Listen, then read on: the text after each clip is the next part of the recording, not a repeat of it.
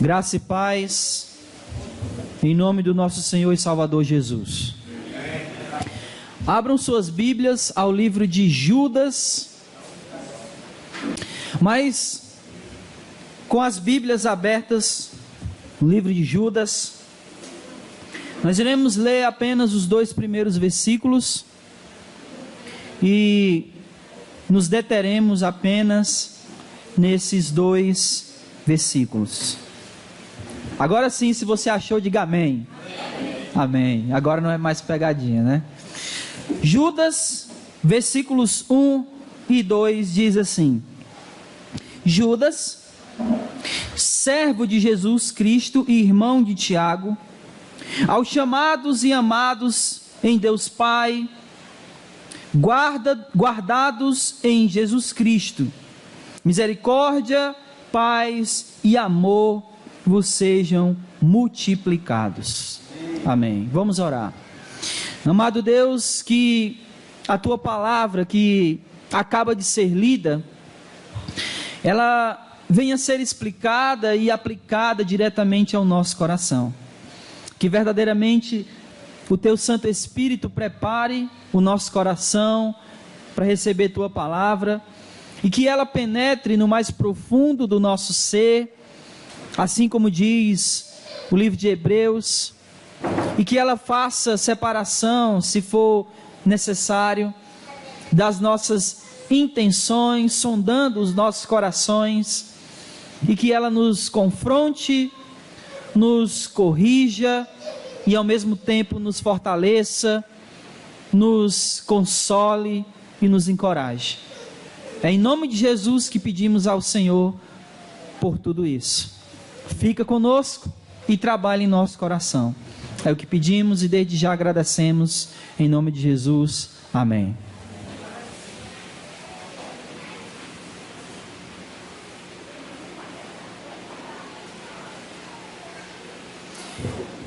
Estamos dando início hoje a mais um estudo e hoje iniciando o estudo da carta de Judas.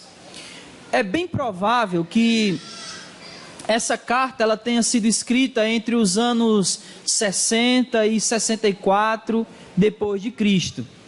E se nós observarmos bem, essa carta ela foi escrita nos mesmos períodos ou no mesmo período que as cartas de 1ª, 2ª Pedro, 1ª, 2ª e 3ª João. As cartas de Judas e 2ª Pedro, elas são bem similares.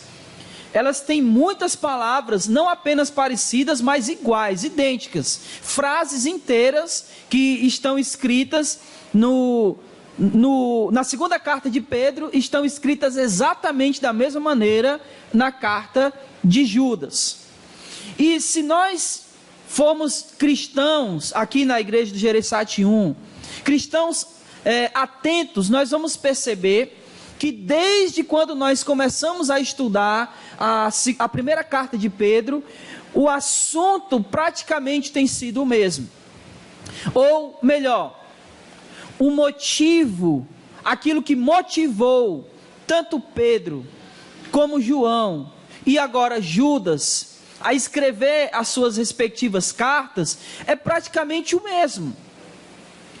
São os mesmos ou o mesmo problema que assolava aquelas igrejas, que motivou os seus autores a escrever essas cartas e enviar essas cartas a essas determinadas igrejas. E o motivo é o seguinte: heresias. Eram heresias que assolavam aquelas igrejas. Ensinamentos contrários aos ensinamentos ensinados tanto por Jesus como por seus discípulos, os apóstolos.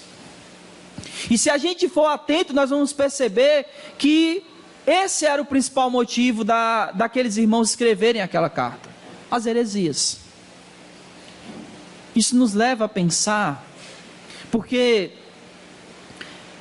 aqui nesse período, os apóstolos já estavam morrendo.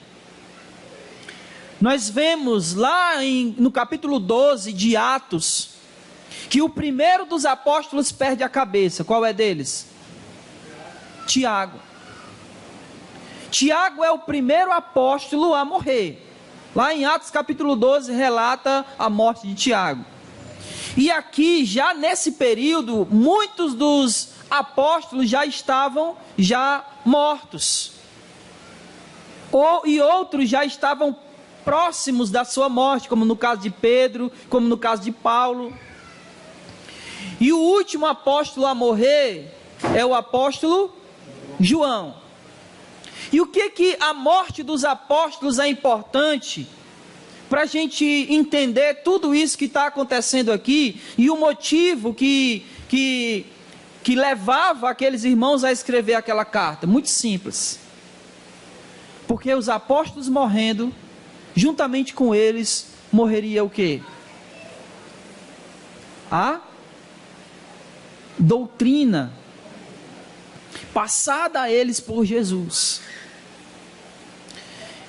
Em Atos capítulo 15, acontece o que a gente chama do primeiro concílio, primeira reunião da igreja para resolver um tema. E qual é o tema lá de Atos capítulo 15? Por favor, irmãos. Por favor, não quebre o meu coração.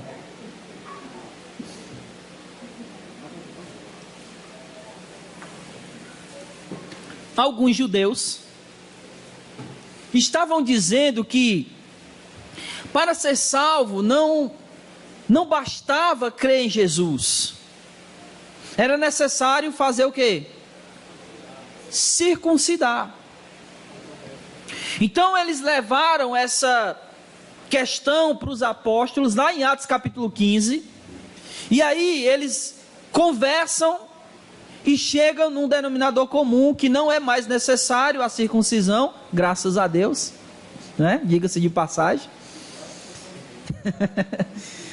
E aí, apenas aquelas questões que eles colocaram lá em Atos 15, que é se abster da imoralidade sexual, não comer carne sufocada e não comer ou beber do sangue dos animais sufocados. Então, essa era basicamente a solução, a resolução que eles haviam chegado. Então, isso foi levado aos apóstolos. Essa dúvida foi levada aos apóstolos. Como os apóstolos estavam morrendo, quando tivesse uma dúvida assim ou uma dúvida semelhante, a quem eles levariam após a morte dos apóstolos? Quem tiraria as dúvidas que porventura viessem a acontecer depois que todos os apóstolos já tivessem partido dessa vida? Quem tiraria essa dúvida? Mas a Bíblia não existia ainda. Os livros do Novo Testamento estavam em confecção, estavam sendo escritos. É justamente por causa disso que eles vão ser escritos. Então, preste atenção, se há uma dúvida ou se há um ensinamento errado na igreja, a quem eles deveriam recorrer? Naquela época, a quem eles deveriam recorrer? Aos apóstolos, que não deixam de ser os anciões, com certeza.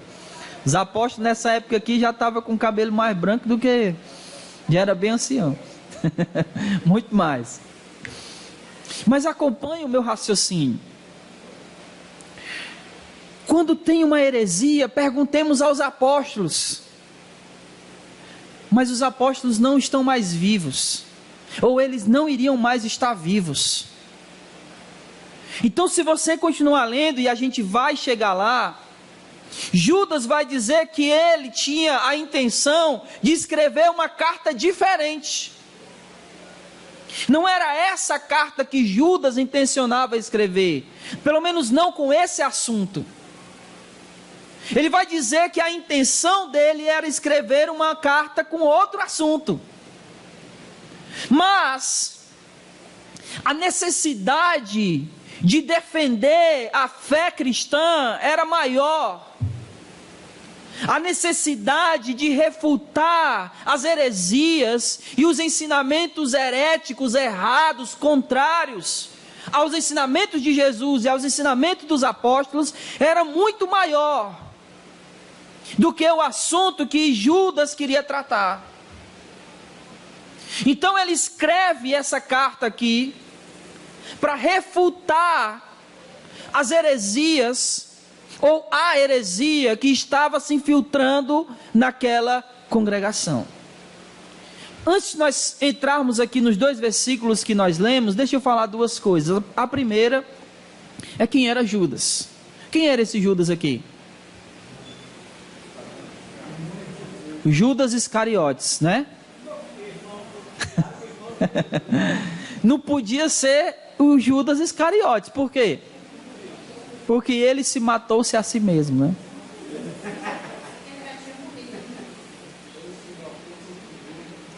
Ele se suicidou-se a si mesmo. Ele se suicidou-se a si, né? E não podia também ser o Judas Tadeu, porque vocês sabem que dentre os apóstolos de Jesus tinha 2 Judas, né? O Judas Iscariotes e o Judas Tadeu. Vocês sabem disso, né? Por favor. Sabem? Amém. Eu sei, né? Também não poderia ser o Judas Tadeu, porque o Judas Tadeu não tinha nenhum irmão, pelo menos não é mencionado isso na Escritura, que ele tivesse algum irmão chamado Tiago. Então, esse Judas aqui, nós concluímos que ele é o Judas, irmão de Jesus. E esse Tiago, a qual ele é irmão, era o Tiago, irmão de Jesus, que escreve, inclusive, a carta de Tiago. Amém? Amém. Alguma dúvida até aqui? Não? Sim. Pode sim. Não entendi. É uma excelente pergunta. Porém, eram animais que eram estrangulados, mas não somente pelo fato deles serem estrangulados, mas era porque eles eram estrangulados, oferecidos a um Deus, ou a um ídolo. Aí o sangue desse animal era proibido de beber. Era isso. Então, porque, bom, enfim, deixa pra lá. Amém? E a outra coisa que eu ia falar, meu Deus. Tirou o raciocínio. Não, irmão, não tem problema não. Eu lembro já. Lembrei. A heresia que eles estavam combatendo, que heresia era essa? Ou que ele estava combatendo, que heresia era essa? Qual falso ensino? Esse era 3 João, os 3 João. Mas tem a ver com isso, porque o fato de Jesus não ter vindo em carne era um dos ensinamentos dessa heresia. O nome da heresia que eu quero que vocês digam. Eu tenho falado ela aqui durante muitas vezes. Não.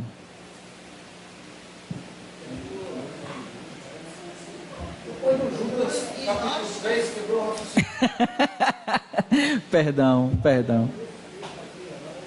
Como? Gnósticos. O gnosticismo. Porém, preste bem atenção. Aqui ainda não era o gnosticismo como ele se apresenta no 2º e no 3º século.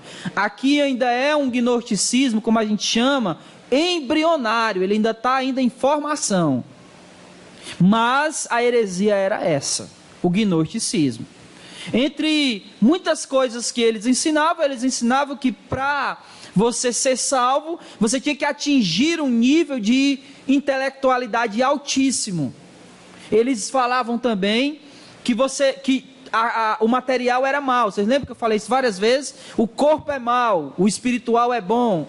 Consequentemente, eles negavam a encarnação de Jesus. Então, tudo isso eram ensinamentos que os gnósticos, eles implantaram ou tentaram implantar, tentaram incutir dentro da igreja. E notem que nós estamos falando isso desde lá de 1 Pedro. Então isso significa dizer que lutaram contra essa heresia Pedro, João, Judas e o próprio Paulo. Paulo luta contra essa heresia aqui em Colossenses e em Tessalonicenses também tem alguns resquícios lá. E Filipenses também. Então praticamente todos os apóstolos aqui que escreveram as cartas, que escreveram os livros do Novo Testamento, eles lutaram contra essa heresia chamada gnosticismo. E isso aqui é bem lá no início, ainda primeiro século. Agora imaginem, irmãos, que os apóstolos aqui ainda não tinham morrido todos, ainda tinham apóstolos vivos. E já tinha ensinamentos falsos tentando entrar dentro da igreja, ainda com os apóstolos em vida. Imaginem como isso foi após a morte de todos os apóstolos. A quantidade de ensinos, doutrinas contrárias aos ensinamentos de Jesus e dos apóstolos, que tentaram se infiltrar dentro da igreja.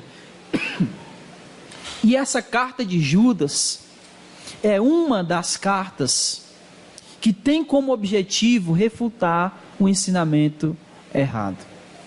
Eu quero primeiramente aqui deixar bem claro para vocês a importância de nós combatermos os ensinamentos errados e a importância de nós batalharmos pela fé em Cristo Jesus. Isso é importantíssimo. Olha o que Judas vai falar no versículo 3, a gente só vai trabalhar ele a partir da próxima semana, mas é importante aqui nós entendemos o seguinte, ele diz assim, amados, enquanto eu me empenhava para vos escrever acerca da salvação que nos é comum, senti a necessidade de vos escrever, exortando-vos a lutar pela fé, entregue aos santos de uma vez por todas. A importância de nós lutarmos pela verdadeira fé em Cristo, de não nos submetermos e não deixarmos, não permitirmos que entre a igreja, que dentro da congregação, infiltrem-se ensinamentos contrários aos ensinamentos de Jesus e dos discípulos, dos apóstolos. É nossa responsabilidade manter a nossa fé pura, manter a nossa fé intacta, tal qual foi apresentado ou foi anunciado o Evangelho de Jesus. Não desmarque aí, mas vá para 1 Coríntios capítulo 15, versículo 3. 1 Coríntios 15.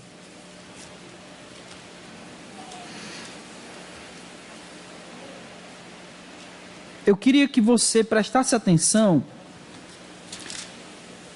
Aqui em 1 Coríntios, Paulo fala duas frases muito interessantes. Primeiro aqui no capítulo 15, versículo 3. Você achou? Ele diz assim, não, alguém que tenha a Almeida Revista Atualizada. Alguém lê na Revista Atualizada, por favor. Antes de tudo, vos entreguei o que já tenho recebido. Pronto, só isso. Antes de tudo, o que na NVI, por favor. Foi o que, primeiramente, transmiti, foi o que recebi. Pronto. Agora vá para capítulo 11.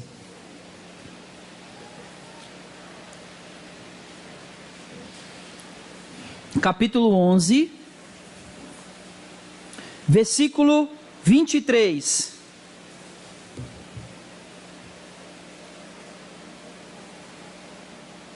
De novo, os dois irmãos, tanto o pai como o Peu. Não tendes porventura Não. 1 Coríntios 11, 23. Pronto. Vai lá, Peu. Mesma coisa, né? O que vocês notaram de semelhança aí? Ele, o quê? O que recebeu. Sem o quê? Sem alteração. O que eu recebi é o que eu passei, entreguei.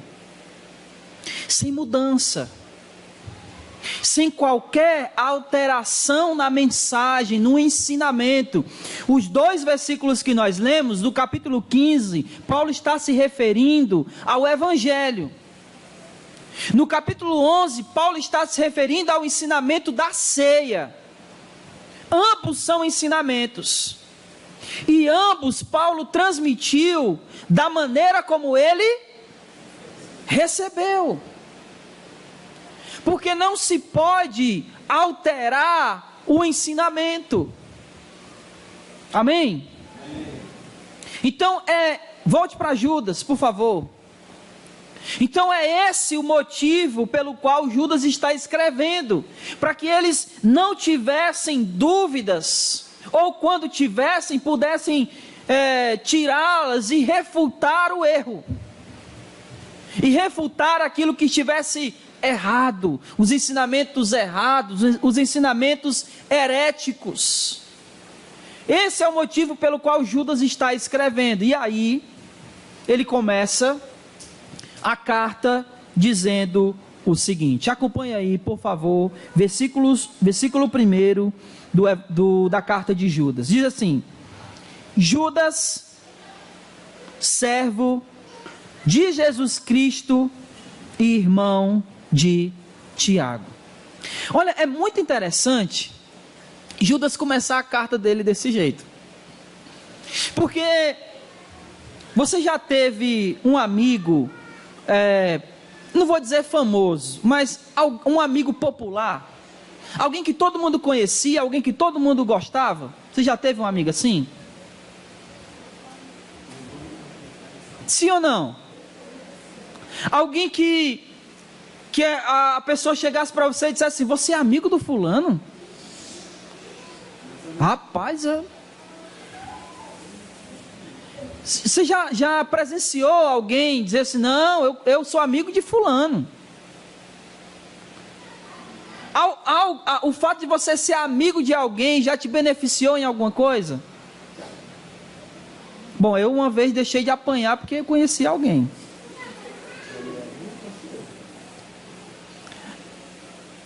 Exato. Então, é interessante como Judas começa a sua carta, porque ele não dá aquela famosa carteirada. O que é a carteirada? O cara passa numa blitz e ele é policial. O que ele faz? Isso é a famosa carteirada. Judas tinha todo motivo para começar a sua carta dizendo o quê? Judas, o irmão de Jesus. Mas ele não faz isso. Eu estava lendo que o cara estava dizendo o seguinte: olha, a maneira como as pessoas falam delas mesmas diz muito a respeito de quem elas são e do seu caráter. Então Judas, ele não começa a sua carta dizendo eu sou irmão de Jesus. Ele começa a sua carta dizendo eu sou o quê? Servo de Jesus. E olha como a coisa mudou. Porque lá no Evangelho, a gente vai encontrar os evangelistas lá dizendo que os irmãos de Jesus não acreditavam nele. Dizendo, olha, ele está doido. Ele está maluco. E agora, Judas está dizendo, Judas, servo de Jesus. E o que mais? Irmão de quem? De Tiago. Esse Tiago aqui é o mesmo Tiago que lá em Atos capítulo 15, na controvérsia lá de Atos capítulo 15, que eles estavam debatendo o quê? O quê, irmãos? A circuncisão, né? Agora não esquece mais. E Tiago é quem dá o parecer final. Alguns vão dizer que o Tiago era o líder, o pastor da igreja em Jerusalém. Porque afinal de contas a igreja começa em Jerusalém, os apóstolos ficam lá por um momento, por um tempo, mas depois eles saem de lá. Eles vão pregar o evangelho aonde? Nos confins da terra. E quem fica com a liderança da igreja em Atos é Tiago. Então Tiago era o irmão, por assim dizer, o irmão mais famoso. E é interessante porque Judas, primeiro, ele não deu aquela famosa carteirada, né? Eu sou irmão de Jesus. E ele se coloca numa posição até inferior ao seu irmão. Eu sou o irmão do Tiago. Não é o Tiago que é meu irmão. Né? Alguém diz assim, olha, tu é irmão de fulano? Não, fulano é que é meu irmão. O que isso significa? Tiago já tinha morrido? Tiago aqui, já. Esse Tiago aqui, não, esse Tiago aqui ainda não. Esse aqui ainda não. Mas estava quase. Pela época aqui é bem provável que ele já estivesse perto de morrer. Pelo tempo aqui. Mas o fato é que Tiago era conhecido. E ele se coloca em segundo plano, em segundo lugar. Ele está se colocando aqui abaixo do seu irmão. Essa é a ideia aqui. Eu sou Judas, servo de Jesus e irmão de Tiago. No atual momento que nós vivemos hoje, isso seria impensável de se dizer, muito mais ainda de se escrever. Porque nós vivemos num período onde todo mundo quer ser o primeiro. E todo mundo quer ser o melhor. E todo mundo quer estar acima de todo mundo. E Judas, escrevendo a respeito dele mesmo, ele se coloca como servo do seu primeiro irmão e abaixo do outro. Deu para perceber isso? E o que ele está fazendo aqui não é algo estranho ao Evangelho. Pelo contrário. É algo que Jesus ensina. Que nós devemos nos colocar como servos do nosso irmão. E Paulo vai dizer que nós devemos considerar o próximo. De que maneira? Inferior a nós? Superior a nós. O que Judas está fazendo é exatamente aquilo que Jesus e os apóstolos ensinaram, se colocando abaixo dos outros. Eu sou Judas, servo de Jesus e irmão de Tiago. Sim, sim. Sim. Isso. Exatamente. É o mesmo Tiago que escreveu a carta de Tiago. Ambos eram irmãos e ambos irmãos de Jesus.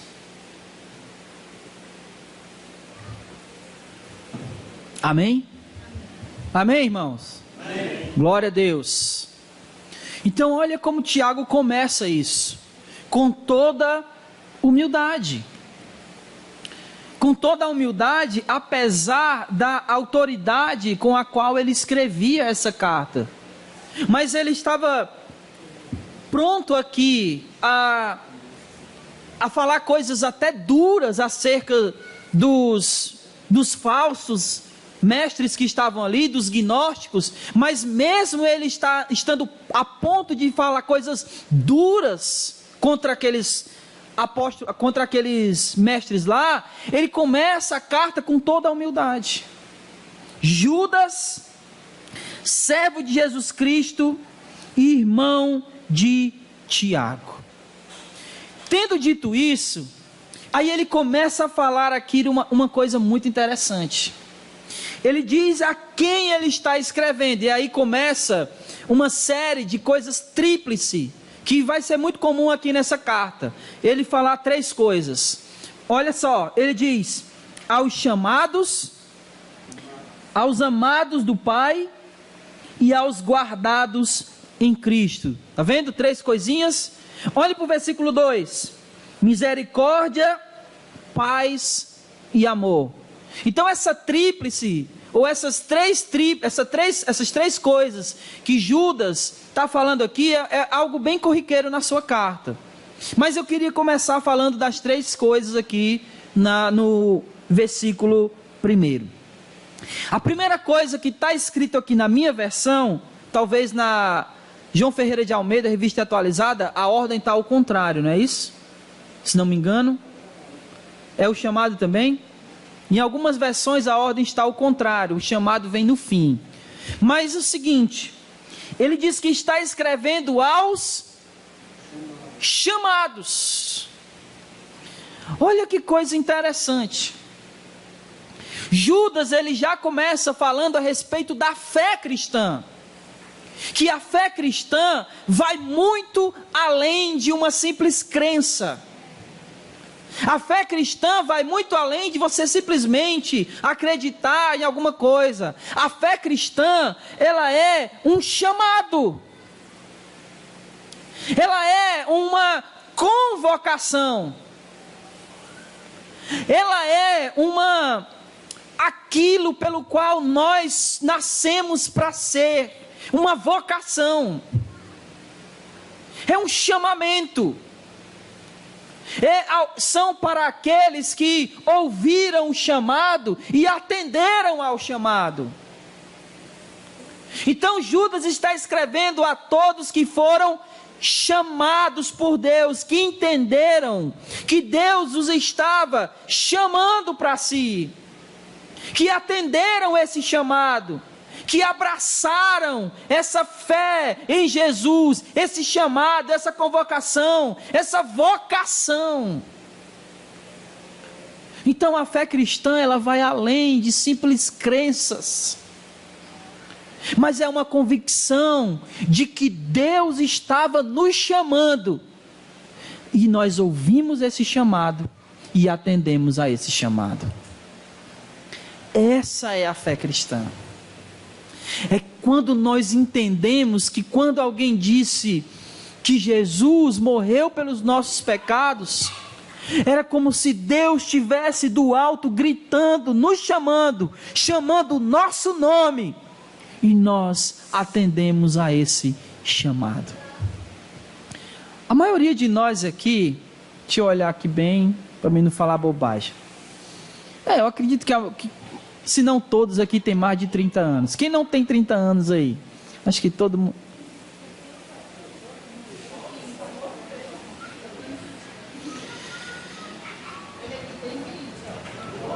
De fé. Por que eu perguntei isso? Porque se você tiver mais de 30 anos, você ainda é de uma geração que brincou no meio da rua. Não é verdade? E quando dava um certo horário, no meio de um monte de menino correndo para um lado e para o outro, o que a tua mãe fazia? Menino, vem para dentro.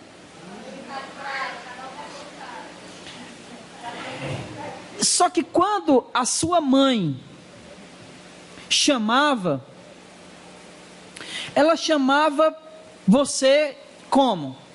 De que maneira? Chamava você pelo nome.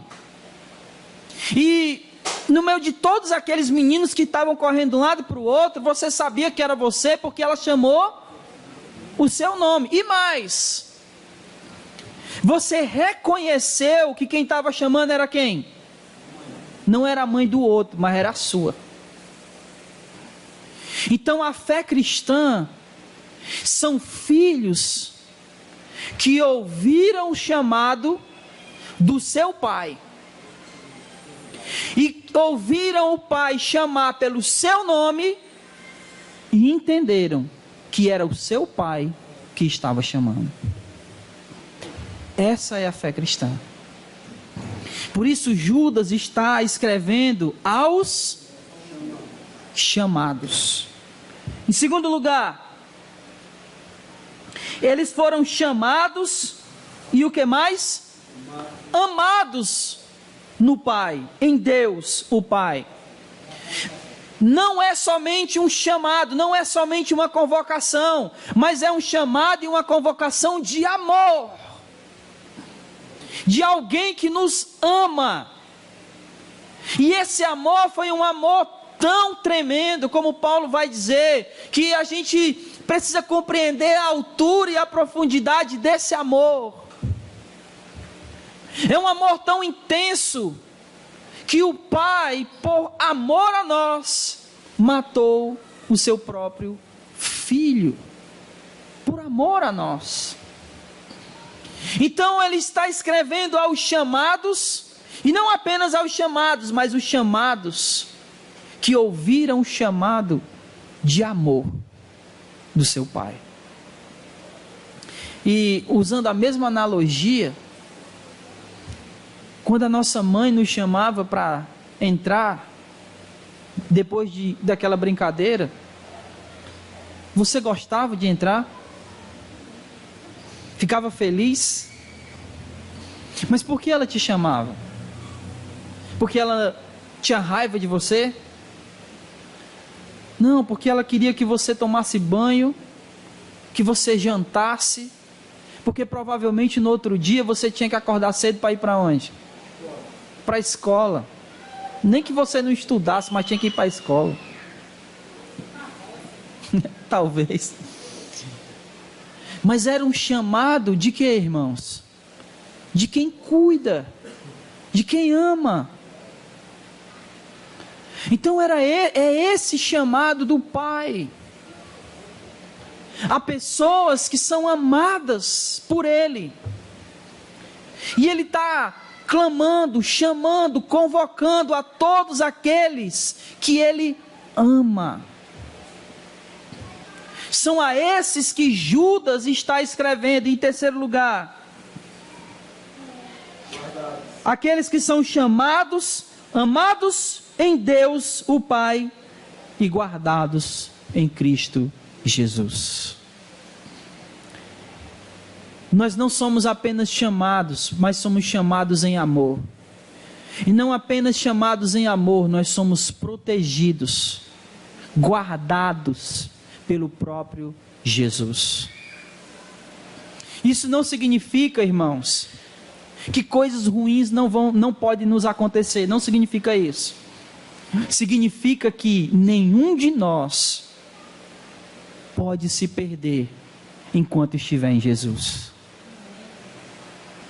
Estamos guardados nele.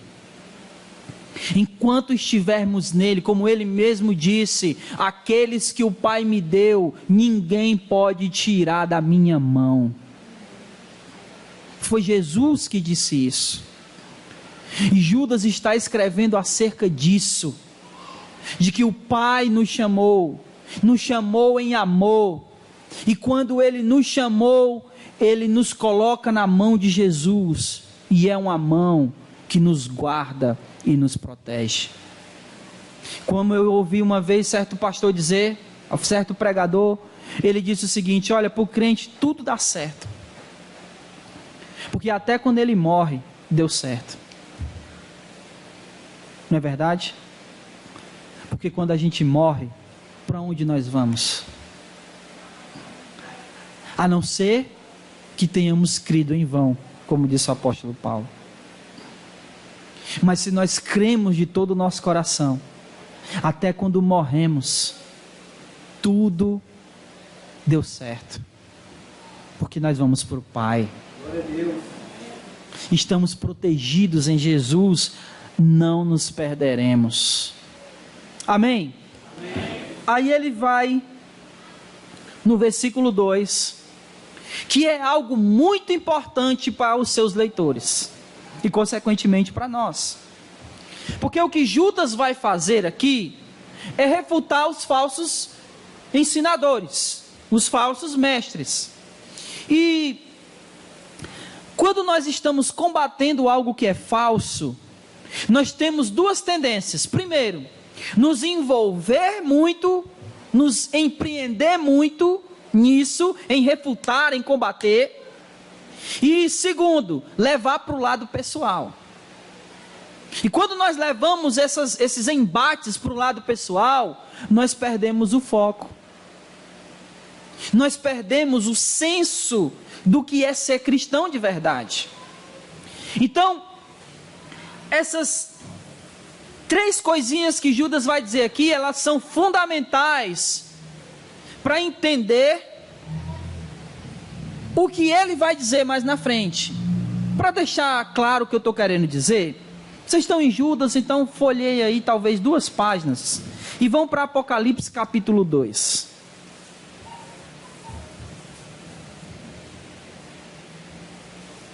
Apocalipse capítulo 2, versículos 2 e 4. Vamos ler os versículos 2 e 4. Se você achou, diga amém. Diz assim, ó: conheço as tuas obras, teu trabalho, tua perseverança, e sei que não suportas o mal, e que pusestes à prova os que se dizem apóstolos, mas não são, e os descobristes que são mentirosos. Ele está falando aqui contra os falsos apóstolos, que provavelmente estavam ensinando também falsas doutrinas. E Deus está dizendo aqui, Jesus está dizendo para aquela igreja, que eles estavam botando eles à prova, estavam encontrando eles mentirosos, e ele está aqui elogiando eles por isso. Só que por em fazer isso, eles haviam cometido um pequeno equívoco. Versículo 4. Tenho, porém, contra ti, que tens perdido, ou que deixastes o teu primeiro amor. É bem provável que nessa luta contra o erro, contra o falso, contra os falsos mestres, a gente se empenhe tanto e leve tanto para o lado pessoal, que a gente esquece a misericórdia, que a gente esquece o amor, e talvez esqueça até a paz, que nós somos agentes da paz.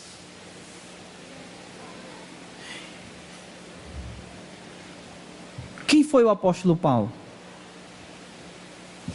Antes de ser o apóstolo Paulo, ele era perseguidor da igreja, sim, mas por que ele era perseguidor da igreja? Quem ele era? Ele era um fariseu. O que mais? Da tribo de Benjamim, hebreus de hebreus. Quanto ao zelo que há na lei, ele era o quê? Irrepreensível. Ou melhor, ele era irrepreensível quanto ao zelo que há na lei, perseguidor da igreja. Você acha que Paulo perseguia a igreja porque ele era mau? Porque ele estava querendo fazer o que era mal? Não. Paulo perseguia a igreja porque ele achava, pasmem, ele achava que era o correto a fazer. Ele achava que estava servindo a Deus. E o engraçado é que foi o próprio Jesus que falou isso. Se você for lá para João capítulo 16, ele vai dizer: olha, chegará o dia que eles expulsarão vocês da sinagoga, e chegará o dia que aqueles que vos matarem acharão estar prestando um serviço a Deus. Era Paulo. Paulo perseguia, prendia, batia, matava e achava que estava prestando um serviço a Deus. Só que com tudo isso, Paulo tinha perdido o quê? Versículo 2 de Judas. Ele perdeu o quê? A misericórdia, o amor e a paz. Então essas três coisas são fundamentais para tudo que Judas vai dizer daqui para frente. E para como aquela igreja iria se comportar com relação aos falsos e com relação àqueles que estavam se enveredando por esses caminhos falsos, ensinos falsos. A igreja precisava ter misericórdia, precisava ter paz e precisava ter amor. Por isso Judas fala isso: misericórdia, paz e amor vos sejam o quê? Multiplicados. Multiplicados.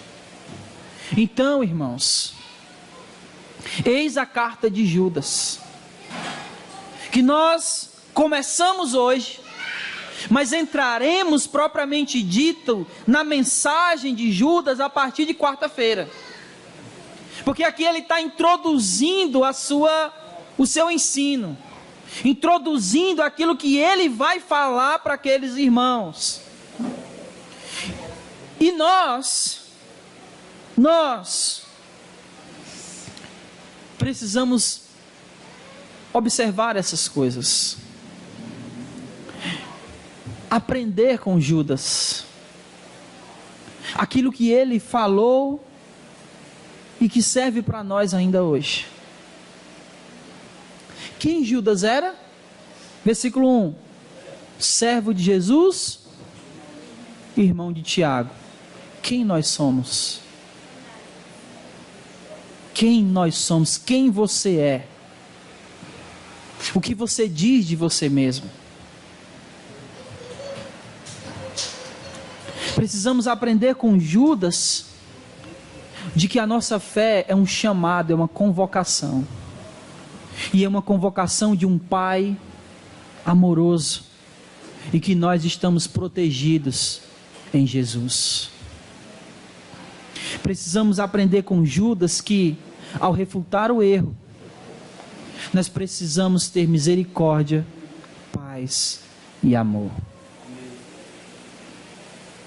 Que possamos verdadeiramente, irmãos, colocar esses ensinamentos em prática, colocá-los em nosso coração e vivê-los, para que verdadeiramente possamos refutar o erro e possamos assim dizer: nós somos servos de Jesus.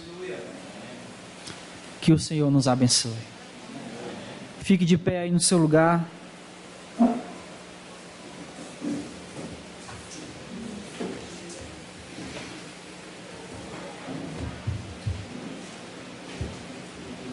Vamos orar.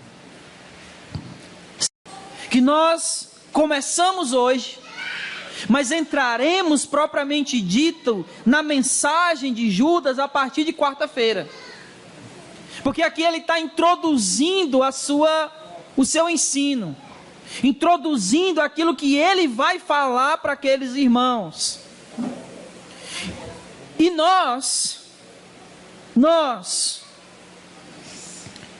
precisamos observar essas coisas, aprender com Judas, aquilo que ele falou e que serve para nós ainda hoje. Quem Judas era? Versículo 1: servo de Jesus, irmão de Tiago. Quem nós somos? Quem nós somos? Quem você é? O que você diz de você mesmo? Precisamos aprender com Judas de que a nossa fé é um chamado, é uma convocação. E é uma convocação de um Pai amoroso, e que nós estamos protegidos em Jesus.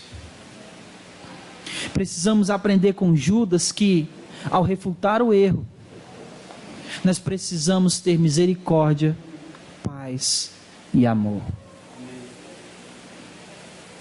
Que possamos verdadeiramente, irmãos, colocar esses ensinamentos em prática, colocá-los em nosso coração e vivê-los, para que verdadeiramente possamos refutar o erro e possamos assim dizer: nós somos servos de Jesus. Que o Senhor nos abençoe. Fique de pé aí no seu lugar.